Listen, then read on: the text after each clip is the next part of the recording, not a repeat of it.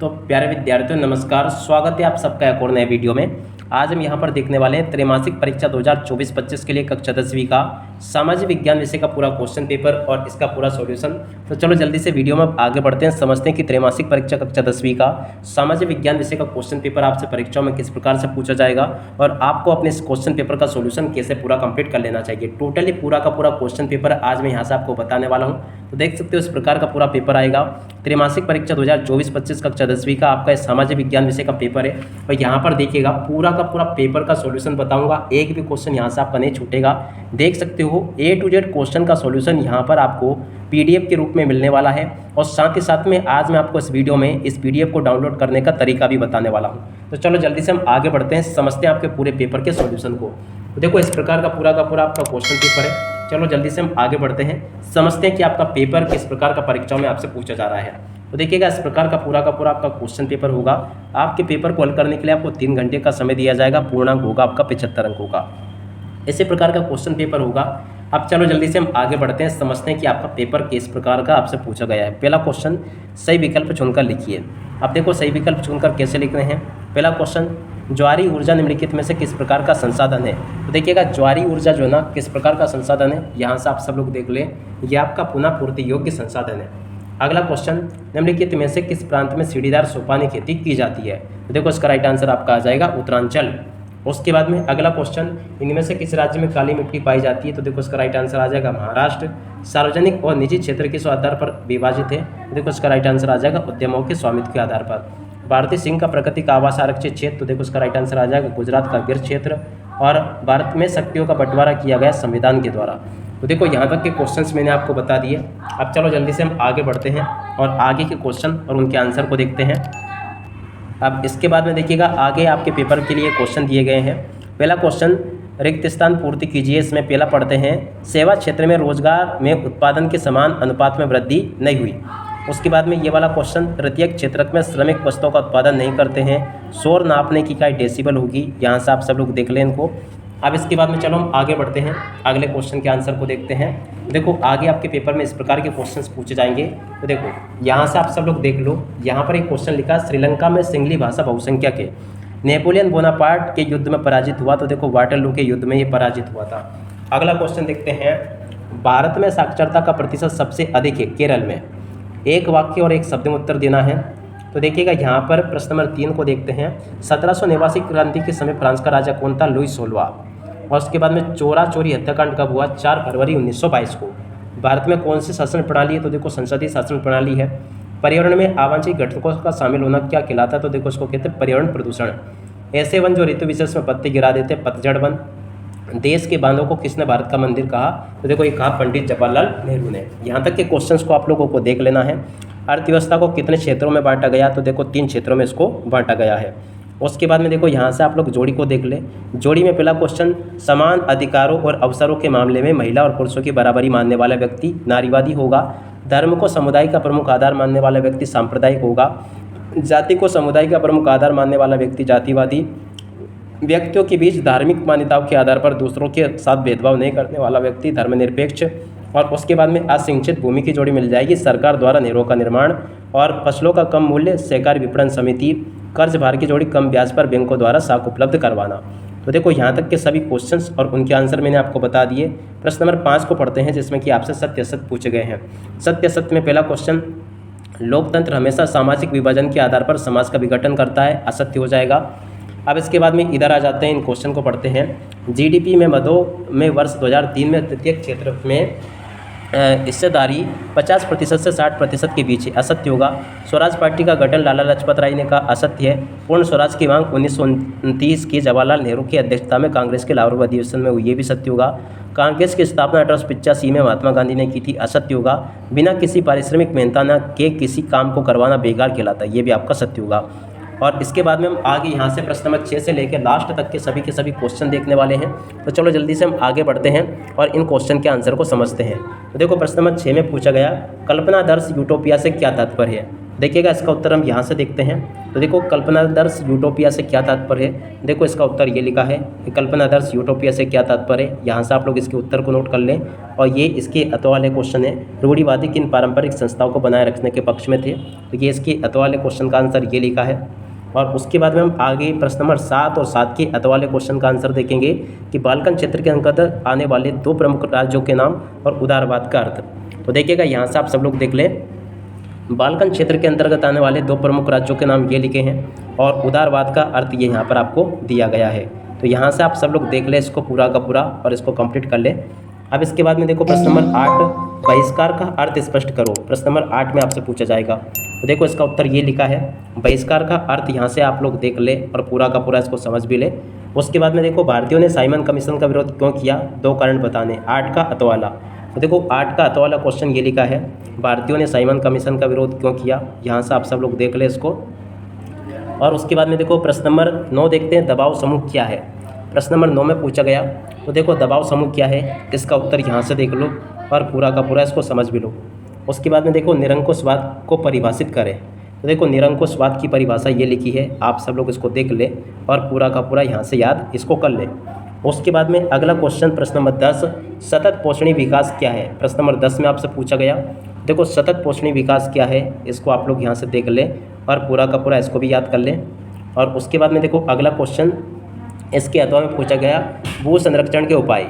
तो देखो भू संरक्षण के उपाय ये लिखे हैं, आप सब लोग इसको देख लें। और उसके बाद में अगला क्वेश्चन प्रश्न नंबर 11, प्रति व्यक्ति आय किसे कहते हैं। प्रश्न नंबर 11 में आपसे पूछा गया। तो देखो प्रश्न नंबर 11 का उत्तर ये लिखा है, प्रति व्यक्ति आय किसे कहते हैं। और उसके बाद में राष्ट्रीय आय क्या है, इसको भी आप लोग याद कर लें। यहाँ से मैंने आपको ये आंसर बता दिए। और उसके बाद में अगला क्वेश्चन पढ़ते हैं, यहाँ पर दिया गया, प्रचंड या गुप्त बेरोजगारी से आप क्या समझते हैं। देखो प्रचंड बेरोजगारी क्या है, यहाँ से आप लोग पूरा का पूरा देख ले, याद कर ले। और उसके बाद में देखो लिखा है, द्वितीयक क्षेत्रक एवं तृतीयक क्षेत्रक किसे कहते हैं। देखो द्वितीयक क्षेत्रक क्या है, इसको देख कर लिख ले पूरा का पूरा यहाँ तक का। और उसके बाद में देखो इसके अथवा में पूछा गया, जैव विविधता क्या है। प्रश्न नंबर 13 है, जैव विविधता क्या है। देखो जैव विविधता क्या है, इसको यहाँ से देख लो आप सब लोग और पूरा का पूरा इसको याद कर लो यहाँ तक का, ठीक है। और उसके बाद में देखो अगला क्वेश्चन, जल दुर्लभता क्या है, इसके प्रमुख कारण लिखिए। प्रश्न नंबर 13 में आपसे पूछा गया। तो देखो जल दुर्लभता क्या है, इसके प्रमुख कारण यहाँ से आपको देखकर लिख देना है पूरा का पूरा। अब उसके बाद में अगला क्वेश्चन यहाँ से आपको देखकर लिखना है, असहयोग आंदोलन का अर्थव्यवस्था पर क्या असर पड़ा। प्रश्न नंबर 14, देखो असहयोग आंदोलन का अर्थव्यवस्था पर क्या असर पड़ा, यहाँ से आप सब लोग देख लें। और उसके बाद में यहाँ से आपको पूरा का पूरा इसको लिख लेना है आंसर, ठीक है। उसके बाद में चलो हम आगे बढ़ते हैं, अगले क्वेश्चन के आंसर को देखते हैं। देखो अगला क्वेश्चन, जलियांवाला बाग हत्याकांड पर अखबार के लिए आपको एक टिप्पणी लिखनी है, रिपोर्ट लिखनी है, ठीक है ना। तो जलियांवाला बाग हत्याकांड पर रिपोर्ट यहाँ से आप लोग लिख लें, ये पूरी की पूरी रिपोर्ट लिखी है, ठीक है। अब उसके बाद में चलो हम आगे बढ़ते हैं, अगले क्वेश्चन को देखते हैं। देखो प्रश्न नंबर 15, सामाजिक विभाजन किस तरह से राजनीति को प्रभावित करता है। प्रश्न नंबर 15 में आपसे पूछा जाएगा। देखो इसका उत्तर ये यहाँ पर आपको दिया गया पूरा का पूरा। तो यहाँ से आप सब लोग इसको देख लें और पूरा का पूरा उत्तर नोट कर लो यहाँ तक का, जैसा कि मैंने आपको बताया। अब इसके बाद में इसके अथवा में पूछा गया, भारत की संघीय व्यवस्था में बेल्जियम की मिलती जुलती अर्थव्यवस्था और उससे एक अलग विशेषता आपको बतानी है। तो चलो जल्दी से हम आगे बढ़ते हैं। देखो इसका उत्तर ये लिखा है, आप सब लोग देख लें और पूरा का पूरा इसको याद कर लें। अब इसके बाद में चलो हम आगे बढ़ते हैं और आगे के आपके पेपर को और इसके सॉल्यूशन को देखते हैं। टोटली सभी के सभी क्वेश्चंस और उनके उत्तर आज मैं यहाँ से आपको बता दूंगा, एक भी क्वेश्चन आपका नहीं छूटेगा। देखो प्रश्न नंबर 16, गांधी जी ने असहयोग आंदोलन को वापस लेने का फैसला क्यों किया। प्रश्न नंबर 16 में आपसे पूछा जाएगा। देखो इसका उत्तर ये लिखा है कि गांधी जी ने असहयोग आंदोलन को वापस लेने का फैसला क्यों किया, ये पूरा का पूरा उत्तर आपको दिया गया है। उसके बाद में अगला क्वेश्चन लिखा है, भारत के लोग रोलर एक्ट के विरोध में क्यों थे। 16 का अथवा वाला क्वेश्चन देख सकते हो, ये वाला। तो यहाँ से देख ले आप सब लोग और इसका उत्तर ये यहाँ पर आपको दिया गया है। तो यहाँ से आप सब लोग नोट कर ले इसको। अब इसके बाद में अगला क्वेश्चन पढ़ते हैं, क्या लिखा है, बोलीविया में जल आंदोलन क्यों हुआ, 3 कारण लिखिए। प्रश्न नंबर 17, देखो बोलीविया में जल आंदोलन क्यों हुआ, इसका उत्तर ये लिखा है, आप सब लोग देख ले इसको और पूरा का पूरा इसको याद कर ले यहाँ तक का। और इसके बाद में देखो कुछ हिस्सा ये लिखा है। और उसके बाद में अगला क्वेश्चन पढ़ते हैं, जन आंदोलनकारी नीतियों को किस प्रकार प्रभावित करते हैं, 3 बिंदु लिखिए। देखो 17वां क्वेश्चन लिखा है। तो देखो इसका उत्तर यहाँ से देख लो आप सब लोग, जन आंदोलन सरकारी नीतियों को किस तरह से प्रभावित करते हैं। यहाँ तक का पूरा मैंने बता दिया। और उसके बाद में यहाँ से आप लोग लिख ले। और उसके बाद में अगला क्वेश्चन पढ़ते हैं, बांगर भूमि और खादर भूमि में अंतर, प्रश्न नंबर 18। देखो 18 का उत्तर यहाँ से देख लो, पूरा का पूरा ये उत्तर आपको दिया गया है, आप लोग लिख लो और इसको अच्छे से याद भी कर लो पूरा का पूरा। और इसके बाद में अब अगला क्वेश्चन पढ़ते हैं, लिखा है भारत में जल के प्रमुख स्रोत कौन कौन से हैं, 18 का अथवा वाला क्वेश्चन। देखो भारत में प्रमुख जल के स्रोत कौन कौन से हैं, यहाँ से आप सब लोग देख लो ये। और उसके बाद में ये लिखा है, उसके बाद में अगला क्वेश्चन, धारणीयता का विषय विकास के लिए क्यों महत्वपूर्ण है, प्रश्न नंबर 19। देखो 19 का उत्तर यहाँ से देख लो आप सब लोग, ये लिखा है पूरा का पूरा और इसको समझ भी लो। यहाँ तक का क्वेश्चन मैंने आपको बता दिया। और उसके बाद में चलो हम आगे बढ़ते हैं। देखो आगे के क्वेश्चन को यहाँ से देख लो आप सब लोग, धारणीयता का विकास अपन ने समझ लिया था। अब चलो मैं आपको एक बार ये करता हूँ, पूरे के पूरे क्वेश्चन बता देता हूँ, पर मैं आपको इनके उत्तर बताऊँगा, ठीक है। तो आगे हम प्रश्न नंबर 19 के अथवा वाले क्वेश्चन का आंसर जानेंगे, फिर 20वां, फिर 20वें का अथवा, फिर 21वां, फिर 21 के अथवा, 22वां और 23वां। इन सभी क्वेश्चन के आंसर इसी वीडियो में जानने वाले हैं। तो चलो हम आगे बढ़ते हैं और इन क्वेश्चन के आंसर को देखते हैं। देखिएगा आगे से आप सब लोग इन क्वेश्चन के आंसर को यहाँ से देख लो। जैसे कि ये क्वेश्चन लिखा है, राष्ट्रीय ग्रामीण रोजगार गारंटी अधिनियम के 3 प्रावधान। तो यहाँ से आप लोग लिख ले, पहला प्रावधान ये लिखा है और उसके अलावा दूसरा प्रावधान ये दिया गया है, तीसरा प्रावधान ये लिखा है।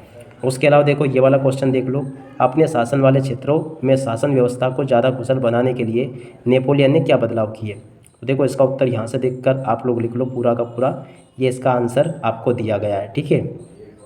उसके बाद में देखो बालकन प्रदेशों में राष्ट्रवादी तनाव क्यों पनपा। तो यहाँ से आप सब लोग इसको भी देख ले और यहाँ से लिख ले, पूरा का पूरा उत्तर मैंने आपको बता दिया यहाँ तक का। और नमक यात्रा की चर्चा करते हुए स्पष्ट करें कि उपनिवेशवाद के खिलाफ ये प्रतिरोध का कारण था। ये पूरा का पूरा उत्तर लिखा है। और इसके बाद में आगे का क्वेश्चन का उत्तर ये लिखा है और पूरा का पूरा नोट कर ले आप लोग यहाँ तक का, जो कि मैंने आपको बता दिया। और उसके बाद में देखो पर्यावरण में गिरावट के कुछ ऐसे उदाहरणों की सूची बनाइए जो अपने आप में आसपास देखे हैं। तो इनको भी आप लोग पूरा का पूरा याद कर लो। और इसके बाद में देखो अगला क्वेश्चन, संगठित और असंगठित क्षेत्र को में रोजगार परिस्थितियों की तुलना आपको करनी है। तो यहाँ से आप सब लोग इसको भी देख ले पूरा का पूरा और याद कर ले अच्छे से। तृतीयक क्षेत्रक अन्य क्षेत्रकों से कैसे भिन्न, उदाहरण सहित वाक्य कीजिए।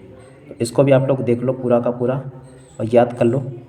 और उसके बाद में देखो व्याख्या कीजिए कि एक देश के आर्थिक विकास में सार्वजनिक क्षेत्र कैसे योगदान देता है।